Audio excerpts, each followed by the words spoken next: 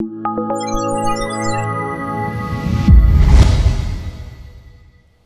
of the main keys to consistency in putting is having a very simple stroke so that it doesn't break down when you're under pressure and you've got to make that 3-footer to win your $5 Nassau from your buddies. So the biggest thing that will help you understand how to make a simple putting stroke is how to move your body correctly. And what I mean by that is, you've heard many times rock your shoulders, and I think that's well-intentioned advice, but isn't necessarily the best advice, or accurate advice would be a better way of putting it. What you really want to think about is, what parts of your body do you move when you're trying to make a putting stroke, when you're trying to just quote-unquote rock your shoulders. Rocking your shoulders can be interpreted a bunch of different ways. That could be, depending on how much my posture is hinged over from my hips, rocking my shoulders could be just this. That's technically kind of rocking my shoulders, but that also is actually bending my spine at my thoracic and creating quite a bit of movement here, and it's not actually creating the efficient movement that I'm looking for when somebody says rock your shoulders in your putting stroke.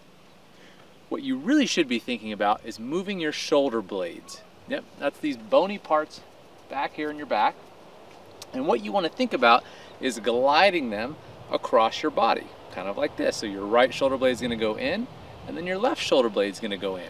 And what that's going to do is get you rotating your rib cage instead of tilting your shoulders, rotating your rib cage so that your shoulders just rock back and forth, and then your arms and hands don't have to do anything in the putting stroke. So that'll look, instead of this tilting motion, it's going to look more like this. So now as I'm just rotating back and forth, as long as I'm hinged over far enough at my hips, that's going to create a very simple stroke. So I'm going to focus on here is pulling my right shoulder blade back in towards my spine, and then as I come through, I'm going to use my left shoulder blade and pull that in towards my spine. And you can see now, without having to use my arms or hands, the putter's taking a very simple stroke, very simple path into the ball. From face on, I'll pull my right shoulder blade back, my left shoulder blade back. Right shoulder blade, left shoulder blade. That will help you get a very, very simple putting stroke, and also give you something simple to focus on rather than getting so bogged down in what you do with your arms, your hands, or the putter face. If you just move your shoulder blades back and forth a little bit, it will help you make a very, very simple putting stroke.